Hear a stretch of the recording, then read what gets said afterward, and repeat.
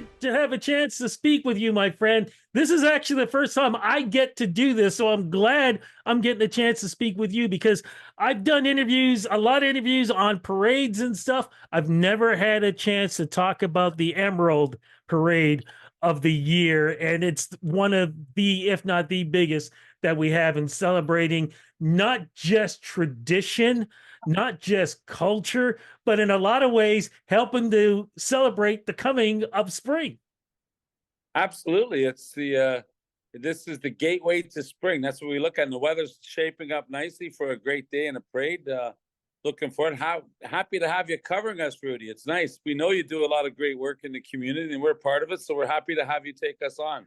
I try, my friend. I'll tell you how much I try. Okay. For folks that are watching this on Rudy Blair Entertainment Media, RudyBlairMedia.com, yesterday I realized I didn't have anything green. So I'm running out and I'm getting my green shirt. I had my Blue Jays green hat. I even had the like something to wear around my neck and stuff like that. And I sit down, I'm getting ready to do this, and I forgot that when we do these things on Zoom, I've got a green screen. And if I try to dress in green, all you see is my head. Yeah. So I The had to take talking all head. of it off, wear this, but I at least had this in the background. So this is the best I can do when we talk about this great event. And we keep saying great event. What is happening on Sunday, my friend?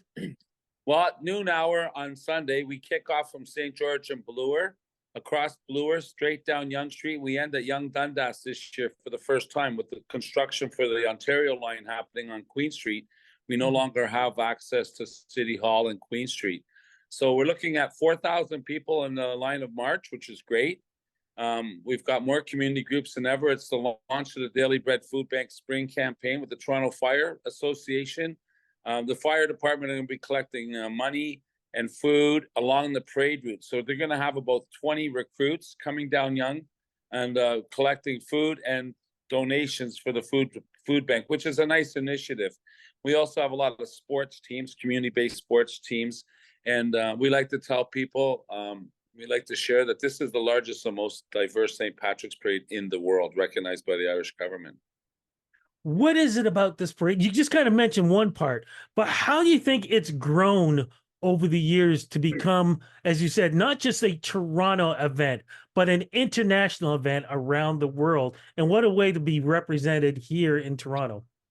Well, we got great support from the provincial government.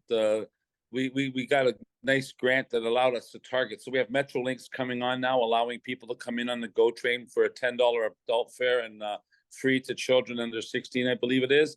And we've got TTC increasing their ridership to make it more accessible. You know, so we've got a lot of good community partners, and we're a true nonprofit. There's nobody paid in St. Patrick's Day Parade Society. A true nonprofit. We don't we answer the phone. It's at our other jobs while we're doing our jobs. We're running the parade from our jobs. So we're lucky we have good bosses too. So yeah, it's different in the sense that it's not a corporate event. It's not a corporate schmozzle.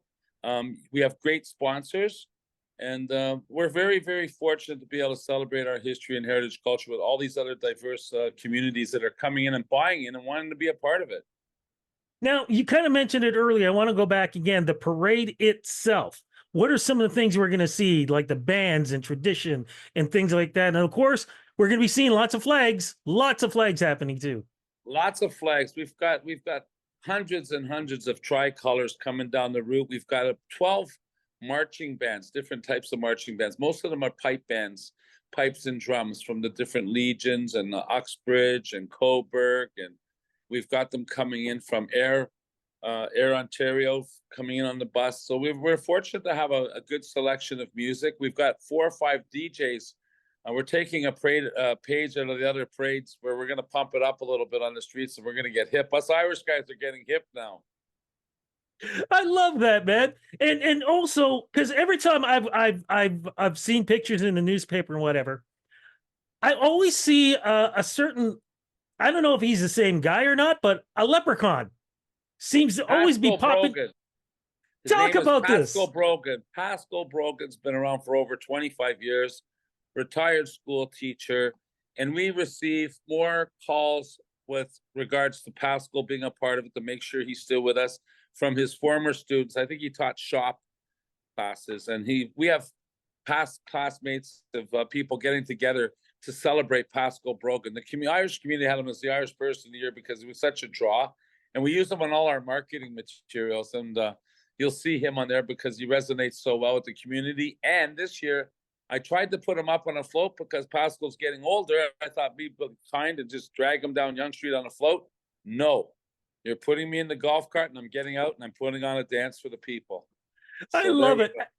I absolutely love it. Now, really, this is a weekend event. It's not just the Sunday for the parade. There are things happening on Saturday, and there are things happening on the Monday. What do you suggest people should go and check out as we do this St. Patty's weekend? Well, we've got a number of events tying in for the weekend. We've got ourselves a show at the Rivoli that I believe's got 250 sold out on Saturday night, starting at 10 o'clock. And that's our partners down at the Rivoli putting that on. And then you've got during the daytime on Saturday, we've got Mosea hosting at the Revival nightclub, Revival on College Street. They're putting 500 youth in there from the ages of 22 to 30. There's no tickets available for that. It's sold out. So all of our events have basically sold out. And we're hosting a breakfast on Sunday morning at 280 Bloor at the Fortunate Fox, who are great partners of ours. And that's where you're going to see the likes of the mayor, the chief of police, the ambassador, the visiting foreign dignitaries. We've got the consul who just opened up a new consul office in Ontario, or in Toronto in particular. A lot of local politicians, the mayor. There's a half dozen councillors, which have never come on board before. I don't know why it's not an election year, but they're all showing up. So, we're happy to have them. I'm starting to feel like we're one of the other major parades where everyone's showing up to get all the meat. All of them are coming out. So the meat puppets are coming out to get their face on TV and having a great time with us. I love it. Now, of course, like I said, Monday, there's going to be a lot of people in bars and stuff too.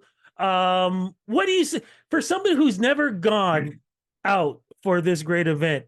What do you suggest to drink, to dress, and of course, to eat? There's a lot of things going on over the course of the weekend, and there's a lot of great restaurants and bars in the downtown core. So we're encouraging people to go out and enjoy themselves, spend a little money. We're past COVID, but you know what? A lot of these restaurants and that are suffering. The ones that have survived it, they're still suffering. So, go out, drink responsibly, have a great time. Yes. I think there's a lot of things going on in the community. If you look at the community calendar, not just for the St. Patrick's Day parade, but there's a mass on Saturday morning, which is a major mass at St. Michael's that we're hosting on behalf of the Irish community. And you'll have, we have a lot of different things that you can try and touch on to. You look up in the city of Toronto, the blog TO, there's all types of events that people can tune into. Okay, looking forward to that. One last question. Is there still an opportunity to find a four-leaf clover? I've looked for years. So four-leaf clover is a lot different than a shamrock. A four-leaf clover is actually what you would consider lucky. The shamrock delivered the Holy Trinity by St. Patrick. He used the shamrock to do the Father, the Son, and the Holy Spirit. And that's why the shamrock is there. And the four-leaf clover is unrelated to St. Patrick's Day. I just got a lesson. Thank you so much for that. No worries. No worries. You'll always see the shamrock, but you don't see the four-leaf clover. Love it. Thank you for teaching me on that one. But more importantly, thank you for always making sure that we have this great celebration happen here in Toronto. And like I said, what a way to really start spring of 2024. This sounds like it's going to be so much fun. It's going to be my first chance to experience this. I'm going to be down there too. So I will be looking for our lucky leprechaun. Absolutely, Rudy. And thank you for taking us on. And we look forward to seeing your broadcast, podcast, and all your different media channels. We want to be supportive of you because you do great work in our city. And I've been following you for a long time.